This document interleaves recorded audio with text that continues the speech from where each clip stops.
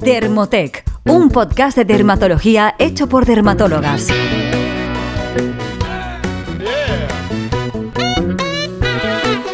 Hola, es un placer que nos acompañes en este nuevo episodio del podcast de Dermotec, y si nos estás escuchando es que no necesitas introducciones, pero bueno, hoy estamos aquí la doctora Sara Gómez de Barcelona y yo, que soy la doctora Sofía de Asís, y estoy en Valencia y Castellón. Y bueno, pues nos hemos reunido para hablar de un temazo que es cómo mejorar el aspecto de nuestro cuello. Exacto, nos lo habéis pedido mucho realmente, pero es un tema complejo y probablemente por eso hemos ido procrastinando. Pero bueno, vamos a revisar distintos procedimientos y tratamientos disponibles actualmente, desde la cirugía a tratamientos mínimamente invasivos, que son probablemente los que más os interesen y además son los más demandados actualmente. Y al final pues hablaremos sobre el uso de algunos cosméticos en esta zona. Pero antes de meternos en el tema, vamos a repasar brevemente cómo y por qué envejece esta zona anatómica tan compleja. Venga, Sofía, empiezas. Muy bien. Tú. Vamos allá. ¿Por qué envejece esta zona? El envejecimiento sabemos que es un fenómeno universal e inevitable, y en concreto la piel pues va a envejecer como cualquier otro órgano de nuestro cuerpo debido al paso de los años, a nuestra genética, etcétera. Lo que ya hemos hablado otras veces, que es el envejecimiento intrínseco, pero también va a estar muy influenciado por otros factores que son externos, el envejecimiento extrínseco, como la radiación solar, el tabaco, la polución, la dieta, el estrés, etcétera. Entonces, la piel del cuello no escapa a todo esto que hablamos. Entonces, los cambios del cuello relacionados con la edad se deben, por un lado, a una excesiva laxitud de la piel, pero también a la atrofia de la grasa subcutánea, a la herniación de tejidos adiposos que se encuentran en esta localización, a la reabsorción, a la pérdida de la proyección de la zona de la mandíbula, y todo esto hace que haya menos soporte y mayor flacidez de los tejidos. La importancia del envejecimiento del cuello radica en que también influye el envejecimiento del tercio inferior de la cara, porque cuando perdemos lo que hemos dicho, la zona de la mandíbula, pero otras estructuras un poco que se encuentran en la parte inferior de la cara, también va a provocar que tengamos como una sensación mayor de descolgamiento en la zona del cuello.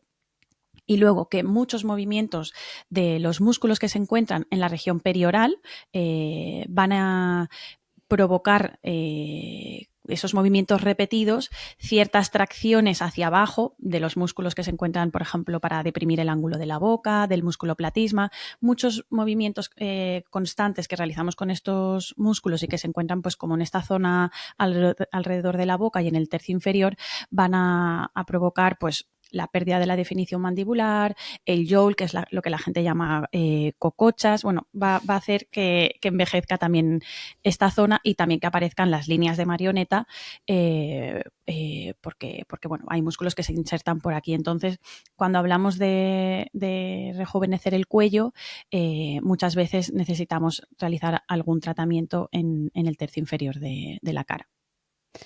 Claro, y centrándonos ya más en el cuello propiamente dicho, las bandas platismales verticales y las arrugas horizontales del cuello, que se conocen como anillo de Venus, aparecen tanto por el exceso de actividad del músculo platisma como por una pérdida del tono muscular, ¿no? Y el platisma realmente es un músculo bastante grande que va desde la zona pectoral hasta lo que llamamos el sistema músculo-aponeurótico superficial, que es el ESMAS, que ya estamos entrando en terreno un poco pantanoso, pero bueno, nosotras os lo contamos. Y este es el culpable de que aparezcan estas bandas platismales. Y como decíamos antes, también actúa como un depresor del ángulo de la boca, empeorando las temidas líneas de marioneta. Y otro aspecto que preocupa bastante, pues ya lo sabéis, es la papada, que se debe a varios factores, como un acúmulo de la grasa submentoniana, la pérdida del ángulo llamado cérvico-mentoniano, y la laxitud del tejido de soporte. Hay un factor genético también muy importante. Nuestra postura es también súper importante. O sea que tenemos ahí varios factores. O sea que, en resumen, podemos dividir las alteraciones de esta zona en afectación de la piel en forma de arrugas, alteraciones de la elasticidad, manchas, bandas platismales y anillo de Venus, y afectación del volumen del cuello o la papada. Sí, y aquí, como hemos dicho, es muy importante la genética, porque estamos hablando de envejecimiento. Cómo va a ser nuestra genética nos va a influir, pero es que hay que tener en cuenta que también hay gente muy, muy joven que por su estructura anatómica y por su genética es gente joven ya con papada. O sea que no es simplemente algo que aparezca con la edad. Por supuesto, estos pacientes empeorarán con el paso de los años, pero hay gente muy, muy joven que tiene aquí pues un acúmulo de grasa o un mentón muy retraído que empeora lo que es el ángulo cérvico-mentoniano que estábamos hablando, la micrognatia, etcétera, incluso pacientes que tienen maloclusiones dentales, o sea que es una cosa un poquito que hay que mirar un poquito más allá. Y aunque, como has comentado lo de la postura, aunque el envejecimiento del cuello es algo muy relacionado también con la edad, cada vez lo vemos en pacientes más jóvenes y ya no es solo por la genética, sino porque los hábitos posturales y las horas que pasamos frente al ordenador o mirando el móvil, la tablet con el cuello un poquito así agachado, también van a empeorar un poco o agravar esta situación, y de hecho tiene ya un término que es el tech neck, cuello, no sé, tecnológico, que es de estar con estas posturas continuamente que desde luego que agravan esto. Bueno, de hecho se decía que hace relativamente poco se vio que una de los tratamientos estéticos más demandados eran para corregir, lo poco que se puede, este tech neck. Y yo lo empiezo a ver incluso en adolescentes por el uso del teléfono, que ahí Claro. sí que no podemos hacer nada. Y luego personas a partir de una determinada edad que ya te vienen a la consulta para mejorarlos, que ahora Sí. hablaremos del tema, ¿no? Sí, sí.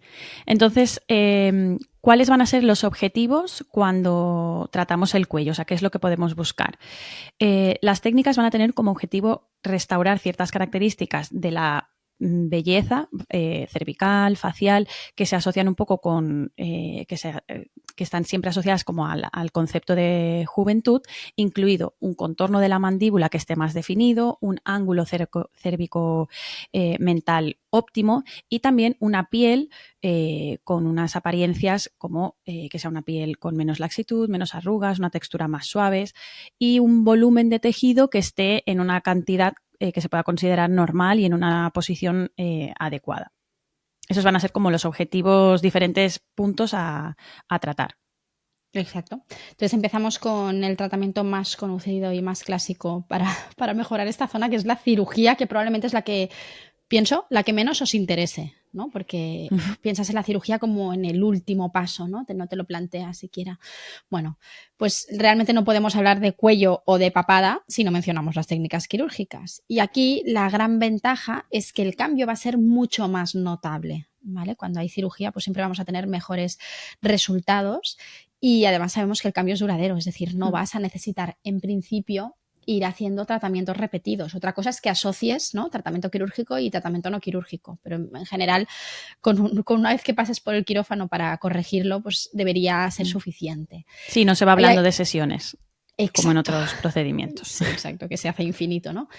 El problema que tenemos aquí pues sería sobre todo el precio. Hay un importante desembolso inicial, pero ojo, porque si te pones a sumar lo que te cuestan los tratamientos no quirúrgicos, no sé yo. Exacto, vas sumando. ¿Es tan caro? Sí, sí, sin duda. Luego el tema de la baja social y el posoperatorio, que puede ser bastante pesado.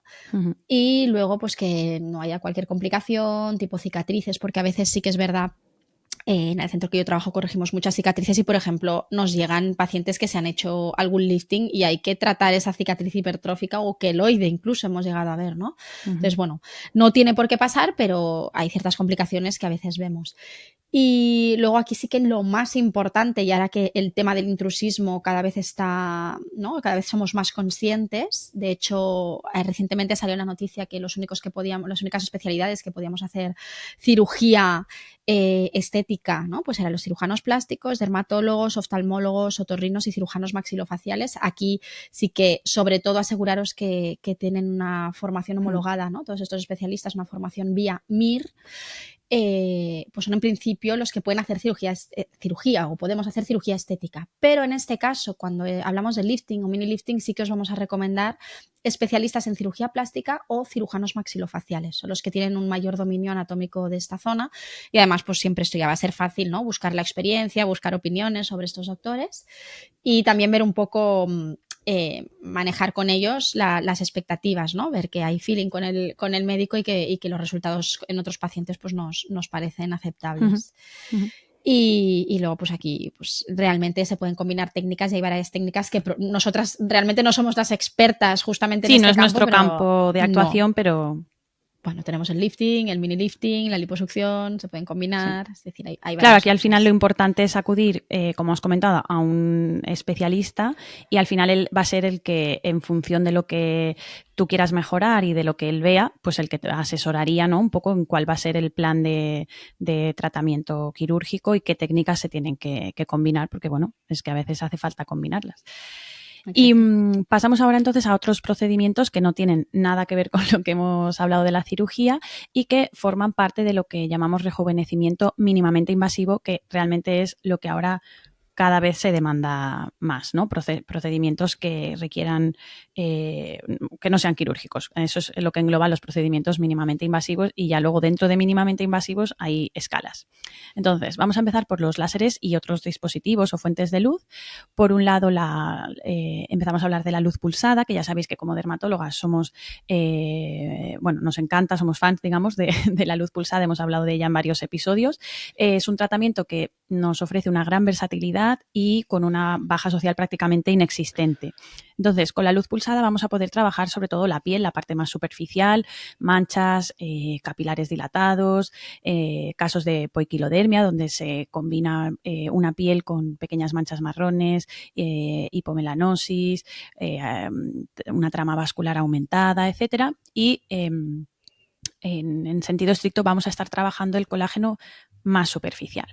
Además, lo bueno de esta técnica, en nuestra opinión, es que es un tratamiento que está muy accesible porque está disponible en muchas clínicas dermatológicas y que los resultados son rápidos, ya que hablamos de un tratamiento superficial y generalmente en cuanto ha pasado ya la semana un poco en la que la piel se recupera, ya empiezas a ver el resultado. No es un tratamiento muy a largo plazo como otros láseres que comentaremos más adelante.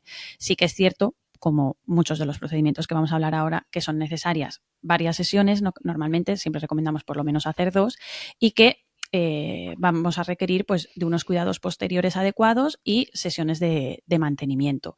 Y en mi opinión, quizá sea, no sé tú, Sara, ¿qué piensas? Algo menos eficaz que en otras zonas como la cara o incluso en los típicos escotes muy fotodañados. El cuello hay veces que parece que responda un poquito menos, pero aún así yo creo que tiene muy buen resultado. Yo la verdad es que el IPL, en mi experiencia, se queda, como dices, muy cortito en el cuello y realmente es que ya solo por las características anatómicas hay una gran diferencia respecto a la cara y respecto incluso al escote, que también sabemos, siempre decimos, ¿no?, que es una zona un poco complicada de tratar, que hay que ser cauteloso. Si te equivocas en algo, probablemente va a ser en el escote, por eso busca especialistas que tengan experiencia en ello. Y yo siempre lo recomiendo como un más a más y nunca lo planteo como en monoterapia, es decir, como único tratamiento para el cuello, excepto casos de poiquilodermia. Pero lo que decías, ¿no? La poiquilodermia son estos cuellos a los que les ha tocado tanto el sol, que además se ve respetada la zona de debajo de la oreja, porque ahí siempre va a haber, ¿no?, un poco más de sombra. Y lo que se ven son estas venitas, que además son personas, pasa mucho en hombres, pero vemos en mujeres también, ¿no?, que, por ejemplo, si hace calor, están alterados, beben alcohol, se vasodilata, es decir, muy rojo, incluso les llega a molestar.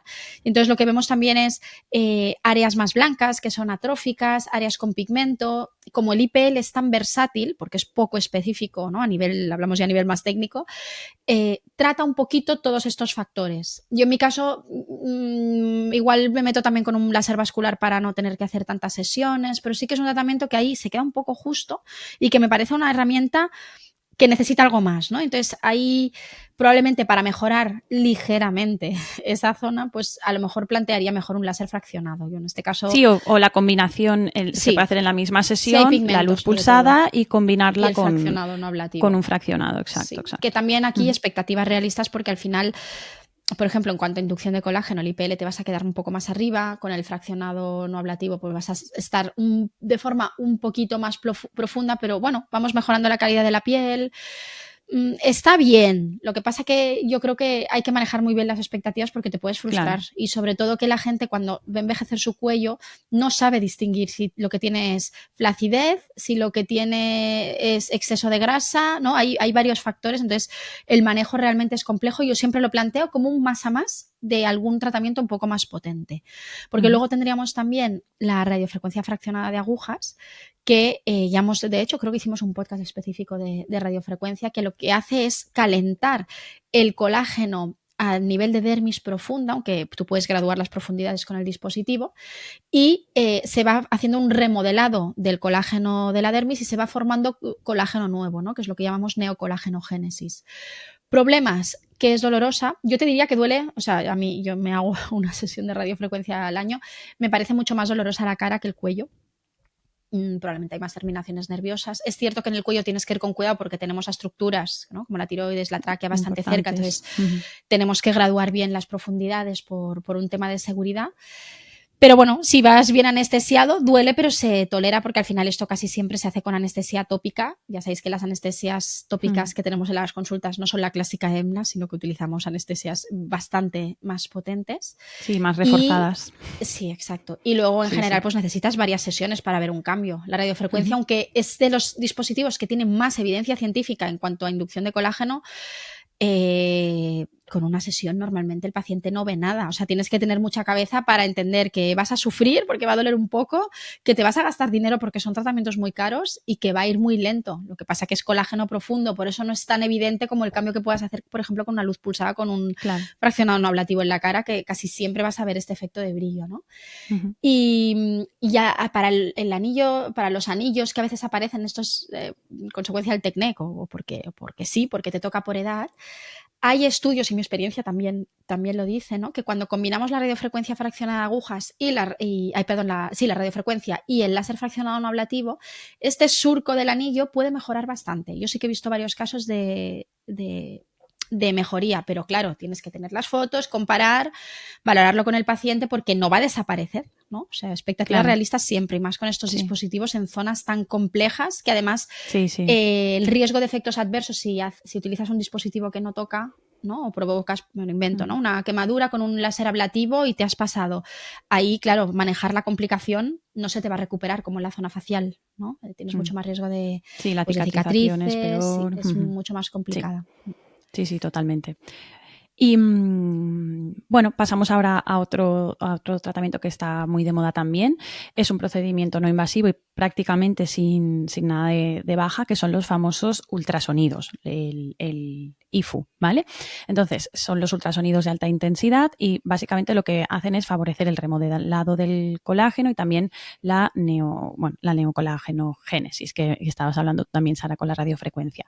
Entonces, el ultrasonido es una onda de presión que va a actuar en la dermis profunda y en lo que hemos hablado antes en el SMAS, que es el sistema muscular-neurótico superficial, generando una especie de contracción que va como a retraer milimétricamente esta parte del tejido y además favorece lo que hemos dicho, el remodelado del colágeno. Todo esto contribuye a una disminución de la laxitud general de la piel, un aspecto más rejuvenecido, como de tensado, ¿vale? Todas estas palabras yo siempre las digo casi entre comillas porque los pacientes a veces dicen, no, me gustaría verme un poquito más así. Vale, pues si quieres verte un poquito más así, quirófano, ¿vale? Entonces estamos hablando Quiero esto. Eso lo hemos hablado en otros episodios. Quiero esto. Vale, quirófano. Si ya me dicen que no, digo, vale, pues entonces esto no. Pero podemos ir ayudando a ir en esta dirección, pero no con ese resultado final prácticamente seguro. Que para los que no nos estáis viendo, para los que no nos veáis en YouTube, estamos haciendo el típico gesto que coges tú el lateral de la cara. El típico de la señora mayor que se levanta toda la cara hacia atrás, vamos. Exacto.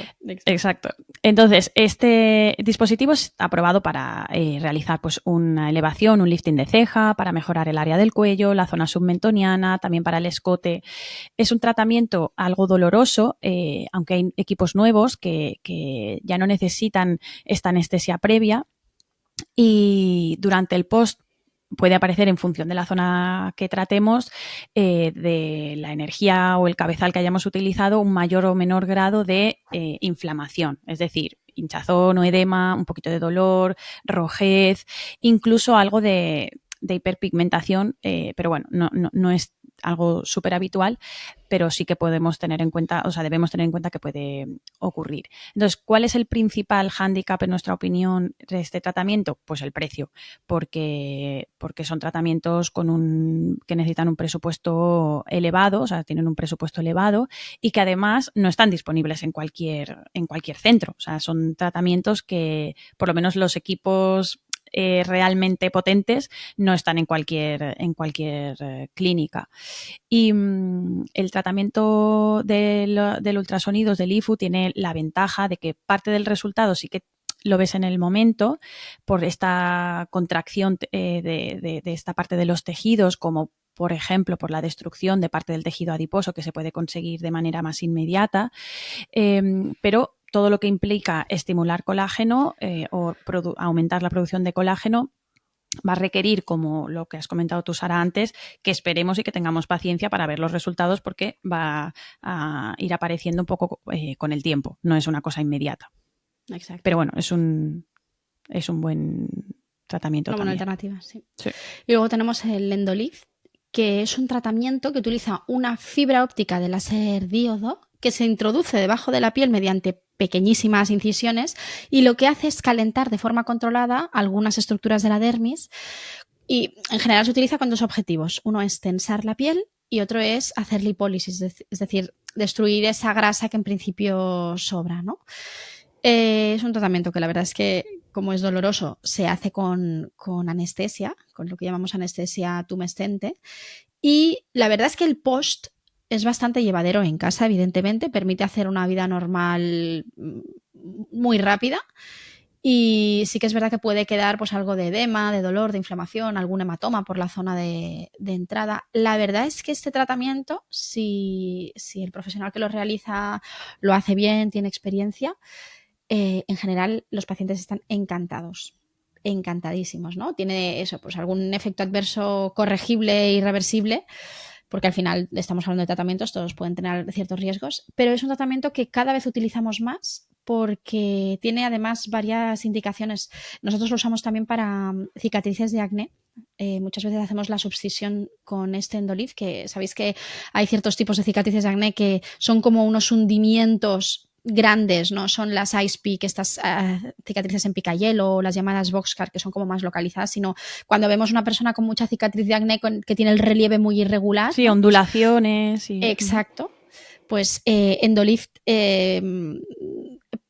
es una muy buena opción, es más cara que la clásica, pero también los resultados son mucho mejores. O sea que, bueno, vamos viendo bastantes indicaciones y luego que sepáis que también se usa a nivel corporal con bastante eficacia. Muy bien. Y pasamos ahora a otro tipo de tratamientos también muy eficaces, que son los neuromoduladores. Entonces, para el uso de neuromoduladores en esta zona se han descrito dos técnicas, o son dos técnicas las más conocidas y estudiadas. Por un lado tenemos el lifting de Nefertiti y otro es el microbotox o mesobotox. Entonces, el lifting de Nefertiti recibió este nombre por Nefertiti, una reina egipcia que era famosa por su contorno mandibular bien definido. Entonces, esta técnica se utiliza o puede ser más útil, por ejemplo, en pacientes de edad no muy avanzada que tengan estas bandas platismales, que son esas líneas verticales del musculito cuando lo contraemos, muy marcadas, pero que tienen una buena calidad de piel. Es decir, que la elasticidad está conservada, no hay una excesiva flacidez o un descolgamiento exagerado. Entonces, el tratamiento consiste en inyectar una dosis adecuada de este neuromodulador directamente en las bandas platismales, que son, como hemos dicho, estas líneas verticales que aparecen si contraemos el cuello, y también en el borde inferior de la mandíbula. Entonces, con esto atenuamos las bandas platismales y relajamos el músculo platisma en su inserción justo donde se inserta a nivel de la mandíbula, con lo que vamos a conseguir que no tire tanto hacia abajo, que no traccione hacia la zona, que no traccione de la zona inferior de la cara y va a mejorar la definición mandibular. Y la otra técnica, que es el mesobotox o microbotox, se introdujo, yo creo que alrededor, se empezó a describir en el 2015 y consiste en inyectar microgotas de este miomodulador, pero ya no a nivel intramuscular como en el tratamiento de Nefertiti, sino más superficial, en la dermis superficial.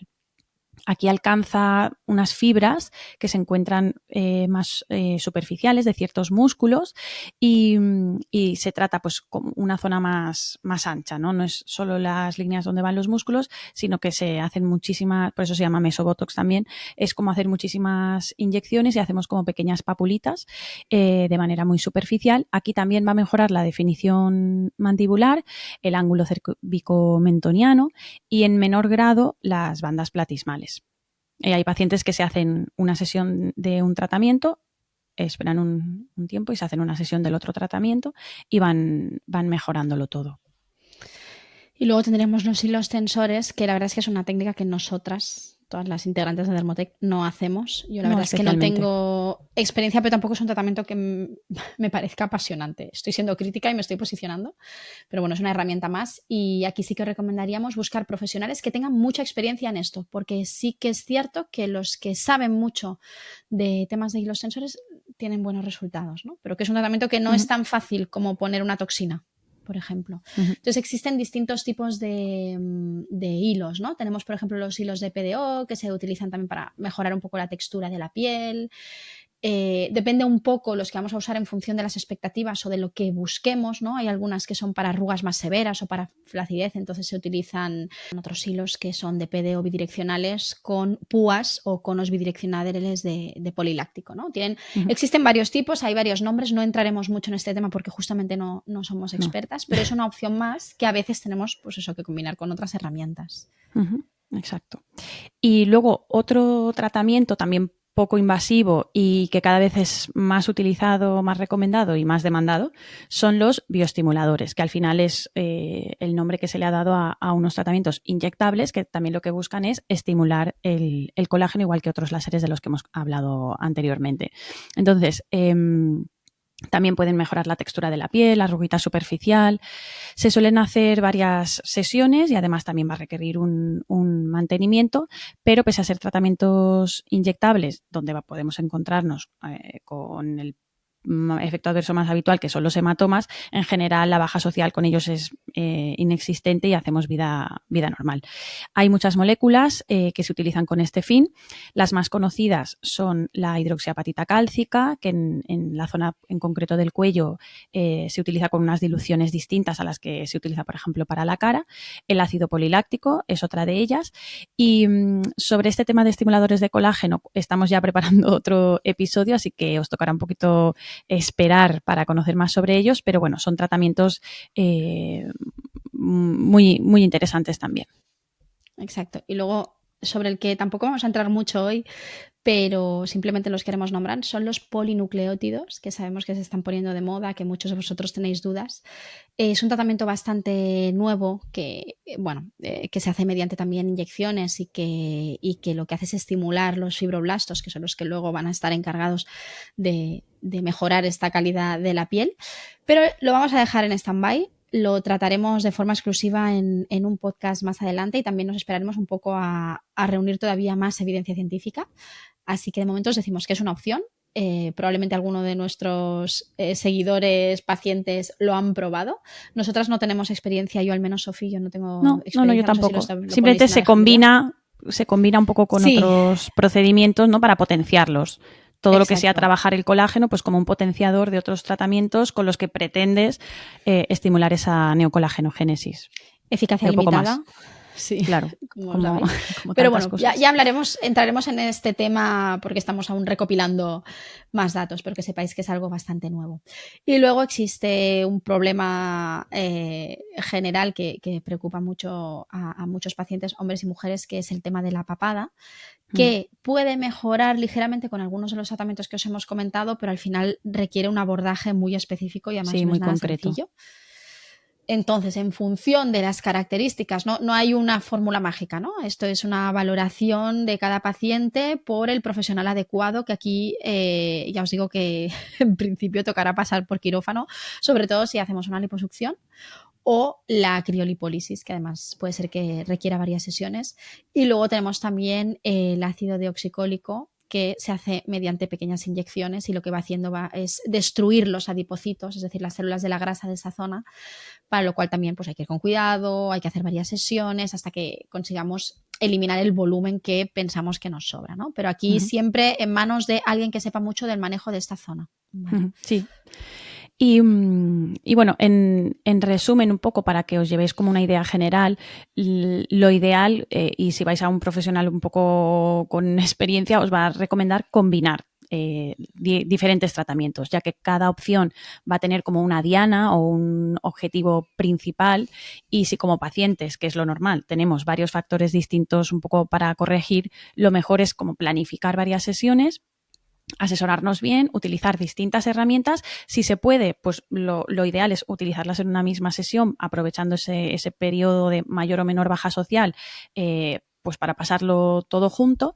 Y al final la elección óptima de este plan de tratamiento va a depender pues de la preocupación principal del paciente, de su anatomía, el grado de envejecimiento y su estilo de vida, las posibilidades económicas y las posibilidades de una menor o mayor baja social, pero nuestra recomendación es combinar siempre.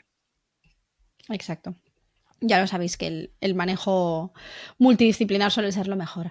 Bueno, y ahora ya pasamos a hablaros de productos cosméticos. Yo probablemente os diría que no es donde mayor inversión en cosmética deberíais hacer. Probablemente el fotoprotector seguirá siendo lo más importante, y si no, ante la duda, para no mancharnos el pelo, porque es verdad que los fotoprotectores nos pueden engrasar el cabello que contacta, pues pañuelos o cualquier herramienta o cualquier medida física, ¿no?, que nos proteja esta zona. Es una zona especialmente susceptible al sol y además, bueno, acabamos diagnosticando realmente bastantes lesiones cancerosas a lo largo de la vida. Y como recomendaciones generales, yo por ejemplo os diría de la marca Lico, tienen el Borneo Essence, que es un cosmético para esta zona, que entre otros ingredientes lleva péptidos y me parece muy agradable, nada untuoso, y yo, en mi opinión, que tengo la piel muy fina del cuello, sí que me noto mejoría clínica, es decir, el aspecto que deja es mejor, pero evidentemente cuando lo dejamos de usar, pues no, pues ahí nos quedamos. Luego, productos con retinol, tendríamos el triple neck repair de SkinCeuticals. Luego, ingredientes con glicólico, sobre todo en ciertas pieles que necesiten un poquito de queratolisis, ¿no?, de lijar esta piel. Tendríamos, por ejemplo, el Fluid Base loción al 10% de alfa-hidroxiácidos de Genové, el glicólico de Sis Pharma, que también está al 10%. Y algo que yo creo que se nos olvida constantemente es evitar los perfumes directamente en esta zona, ¿vale? Totalmente. Evitarlos, en primer lugar, porque ahora tenemos mayor evidencia de que algunas fragancias incluyen disruptores endocrinos, como por ejemplo los talatos, que no los vais a ver en el etiquetado porque son como subproductos o se utilizan para la fabricación de esos ingredientes. Sabemos que podemos absorberlos, sobre todo hay algunos, pensad que las fragancias vienen de extractos de plantas, incluyen aceites esenciales muchas veces, pues vamos a intentar evitar el contacto, sobre todo en etapas vulnerables de la vida como el embarazo, y en niños, que también toda la vida poniendo colonia a los niños, que en verdad eso es agua de colonia, concentraciones más bajas, pero bueno, vamos a intentar evitar directamente, pues el pelo tampoco pasa nada. Y luego que sepáis que puede manchar la piel, que podemos hacer una fotosensibilización, que pueden aparecer eczemas, a veces no relacionamos los eczemas del cuello, que aparecen con bastante frecuencia, no lo relacionamos con el uso de ciertos productos en la zona y la exposición solar, porque nunca nos acordamos de protegernos bien esto, ¿no? Yo estoy harta de quitar fotoenvejecimiento, sobre todo de la zona superior del cuello, de debajo de las orejas, porque no nos ponemos bien la crema en esa zona. Y probablemente como medidas generales serían las más importantes. Sí, y también ya sabéis que nosotras siempre insistimos mucho en esto, pero no tiene mucho sentido invertir especialmente mucho dinero o tiempo en estos tratamientos si no vamos a modificar ciertos aspectos o nuestros hábitos de vida que a largo plazo van a condicionar los resultados, como evitar el tabaco, de llevar una dieta sana, descansar las horas que toca y la protección solar, como decía Sara. Así que si queréis rentabilizar aún más estos tratamientos, tenéis que tener en cuenta todas estas medidas. Y nada, dejamos aquí ya el episodio de esta semana. Esperamos que os haya gustado tanto como a nosotras. Gracias por escucharnos y estar ahí apoyándonos, y nos escuchamos pronto. Adiós. Hasta luego. Adiós. Más información en dermotech.com.